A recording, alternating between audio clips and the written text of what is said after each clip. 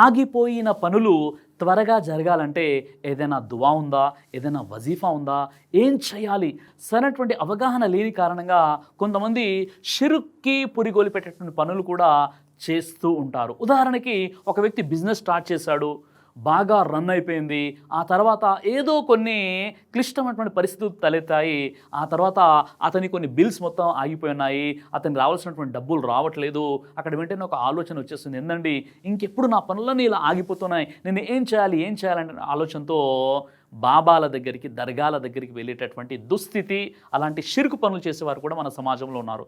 అలాగే ఒక వ్యక్తికి వివాహం జరిగింది, ఆ భార్య భర్తలు పిల్లల కోసం, సంతానం కోసం చూస్తున్నారు. కానీ 4-5 సంవత్సరాలు అయిపోయాయి, భార్య ప్రెగ్నెంట్ అవ్వడం లేదు. ఎందుకు అవ్వడం లేదు అన్న ఆలోచనతో చివరికి ఏదైనా షిర్క్కి దారి తీసేటటువంటి ఆ దర్గాలు, బాబాల దగ్గరికి వెళ్ళేటటువంటి అవకాశాలు మన సమాజంలో కనిపిస్తున్నాయి. ఇక అలాగే ఒక వ్యక్తికి అనారోగ్యంతో బాధపడుతున్నాడు, ఎంతకు కూడా దీర్ఘకాలికమైనటువంటి వ్యాధితో బాధపడుతున్నాడు. అతని యొక్క వ్యాధి నయం అవ్వట్లేదు, ఫలానా వ్యక్తి దగ్గరికి వెళ్ళిపోతే అక్కడ ఒక తాబీజు వేసుకుంటే నా ఆరోగ్యం బాగుపడుతుందని చెప్పేసి ఈ విధంగా రకరకాలుగా షిర్క్ పనులు చేస్తుంటారు. నాకు ఇంకా జాబ్ ఎందుకు రావట్లేదు, ఇంకా ఎందుకు మాకు పిల్లలు పుట్టట్లేదు, నాకు రావాల్సిన డబ్బులు ఇంకా ఎందుకు రావట్లేదు, మా ఇల్లు ఇంకా ఎందుకు ఇన్కంప్లీట్గా ఉంది, ఎందుకు నేను సమస్యలో ఉన్నాను.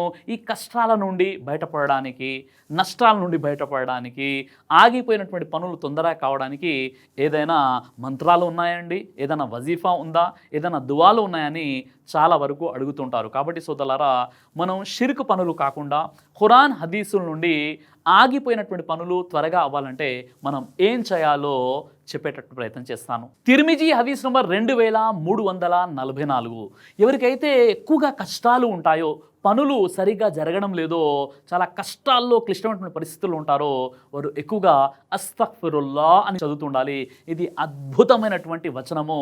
ఎక్కువగా అస్తగ్ఫార్ చదివినట్లయితే దైవం మనకు ఏదైతే కష్టాలు ఉన్నాయో ఆ కష్టాల నుండి గట్టెక్కేటటువంటి ఒక మార్గాన్ని చూపుతాడు. కాబట్టి ఎవరైతే ఇలాంటి స్థితిలో ఉంటారో వారు చేయాల్సినటువంటి సింపుల్ పని ఏంటంటే అస్తగ్ఫిరుల్లా ఎక్కువగా చదవాలి. ఇక అలాగే హస్బీ అల్లాహు అని అమల్ వకీల్ అనేటటువంటి దువా ఏదైతే ఉందో ఈ వచనాన్ని కూడా ఎక్కువగా చదువుతూ ఉండాలి ఎవరైతే కష్టాల్లో ఉంటారో. యా హయ్యూ యా కయ్యూమ్ బిరహ్మతిక అస్తగీస్ అనేటటువంటి ఈ దువా కూడా ఎక్కువగా ఈ వచనాన్ని చదువుతూ ఉండాలి. అయితే ఆగిపోయినటువంటి పనులు త్వరగా అవ్వాలన్నా, కష్టాల నుండి మనం బయటపడాలన్నా దీనికి సంబంధించి ఖురాన్ ఇచ్చేటటువంటి సమాధానం ఏంటంటే, ఖురాన్లో సూరా నెంబర్ 71 ఆయత నెంబర్ 10-12లో మనం చూసినట్లయితే నూహ్ అలైహిస్సలాం తన జాతితో అన్నటువంటి ఈ విషయాలు మనకు కనిపిస్తుంటాయి. క్షమాపణకై మీ ప్రభు అల్లాను వేడుకోండి, ఆయన అమితంగా క్షమించేవాడు, మీపై ధారాళంగా వర్షాన్ని కురిపిస్తాడు, మీ సిరి సంపదల్లో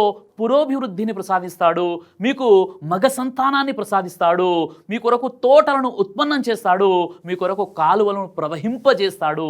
ఇలా ఈ 5 విషయాలు అనుగ్రహాలు కదా. ఈ అనుగ్రహాలు అల్లాహ్ సుబ్హానహు వ తఆలా మీకు ఇస్తాడు. మీరు గనక అస్తగ్ఫార్ చదివినట్లయితే చేయాల్సినటువంటిది ఏంటి అంటే అస్తగ్ఫిరుల్లా, ఓ అల్లా నన్ను క్షమించు అని మీరు వేడుకున్నట్లయితే 5 అనుగ్రహాలు ఇక్కడ కనిపిస్తున్నాయి. మొట్టమొదటిది ఆయన వర్షాన్ని కురిపిస్తున్నాడు, ఉపాధికి సంబంధించినటువంటి విషయం. రెండో విషయం ఏంటంటే సిరి సంపదలు మీకు ప్రసాదిస్తాడు. మూడో విషయం ఏంటంటే మగ సంతానాన్ని ప్రసాదిస్తాడు. నాలుగో విషయం ఏంటంటే మీకు తోటలను ఉద్భవింపజేస్తాడు. ఐదో విషయం ఏంటంటే కాలువలను ప్రవహింపజేస్తాడు. ఇలా ఈ 5 అనుగ్రహాలు కూడా మనిషికి ఉపాధికి సంబంధించినటువంటివి, మనిషికి యొక్క ప్రశాంతతకు సంబంధించినటువంటివి. ఇవన్నీ ఇవ్వాలి అంటే కేవలం చదవాల్సినటువంటిది ఒక చిన్న వచనం అస్తగ్ఫిరుల్లా.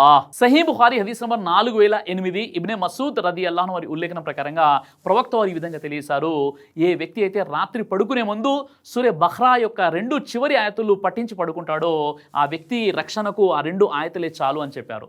ముహద్దీసులు ఈ వాక్యానికి 2 అర్థాలు ఇచ్చారు. ఒకటి ఏంటంటే ఆ వ్యక్తి 2 వాక్యాలు పఠించి కనుక అతడు పడుకొని రాత్రి నిద్రావస్థలో అతడు చనిపోయినట్లయితే అతని మగ్ఫిరత్ జరుగుతుంది. మరి నిద్రావస్థలో చనిపోవడం ఏంటి అంటే సూరే జుమర్ సూర 39 ఆయత 42ను మనం పరిశీలించినట్లయితే అల్లాహే మీ ఆత్మలను వాటి మరణ సమయంలో స్వాధీనపరుచుకుంటున్నాడు, ఇంకా మరణం రాని వారి ఆత్మలను నిద్రావస్థలో ఉన్నప్పుడు వశపరుచుకుంటున్నాడు పెట్టుకుంటున్నాడు. ఎవరి మరణమైతే ఖరారు అవుతుందో వారి ఆత్మలను ఆపి పెట్టుకుంటున్నాడు. ఎవరికైతే ఇంకా జీవితం ఉందో వారి ఆత్మలను కొంత సమయం వరకు పంపించి వేస్తున్నాడు. అంటే ప్రతి వ్యక్తి యొక్క ఆత్మ నిద్రావస్థలో ఉన్నప్పుడు అల్లా సుబ్హానహు వ తఆలా వశపరుచుకుంటాడు, స్వాధీనం చేసుకుంటాడు.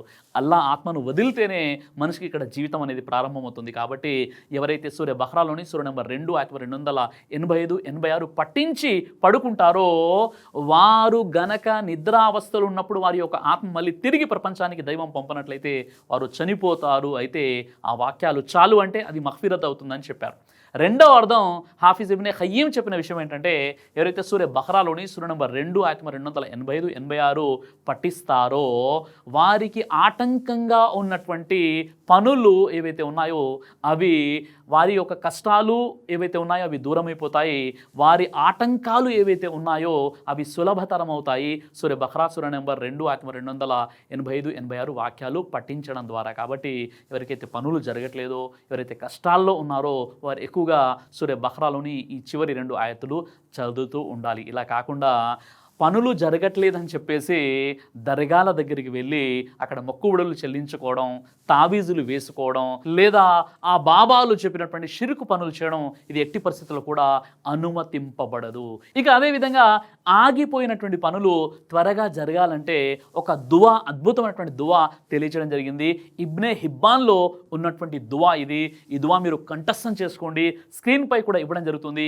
ఇది ఒక వజీఫాగా భావించి మీరు ఎవరికైతే పనులు ఆగిపోయాయో వారు షిరుకు పనులు చేయకుండా, దర్గాల దగ్గరికి వెళ్లకుండా, తావీజులు ధరించకుండా, పిచ్చి పిచ్చి పనులు చేయకుండా ఈ దువా చదివినట్లయితే ఇన్షాల్లా తప్పకుండా మీ పనులు నెరవేరుతాయి. అల్లాహుమ్మ లా సహల ఇల్లా మజా అల్తహు సహల వ అంత తజాఉల్ హజ్నా ఇజా షిత సహలా. ఓ అల్లా, ఏదైనా నువ్వు సులభతరం చేస్తే తప్ప అది సులభతరం కాదు, కాబట్టి నా ఈ పని కూడా నువ్వు సులభతరం చెయ్యి అని ఈ దువా యొక్క అర్థం. కాబట్టి ఎవరికైతే పనులు త్వరగా అవ్వట్లేదో, ఆగిపోయాయో, కష్టాల్లో ఉన్నారో వారు ఈ దువా చదువుకుంటే ఇన్షాల్లా ఆగిపోయినటువంటి పనులు నెరవేరుతాయి, ముందుకు కొనసాగుతాయి, ఆ పనులు అవుతాయి. ఇలా కాకుండా బాబాల దగ్గరికి, దర్గాల దగ్గరికి, ముర్షద్ల దగ్గరికి, పీర్ల దగ్గరికి, వలీల దగ్గరికి వెళ్ళిపోయి మా పనులు జరగాలి అంటే వారి పనులే జరగకుండా మిమ్మల్ని అడుక్కు తినేటటువంటి పరిస్థితి వారిది. అలాంటప్పుడు వారి దగ్గరికి వెళ్ళిపోయి మీరు అడుక్కోవడం ఏంటో ఒకసారి ఆలోచించండి.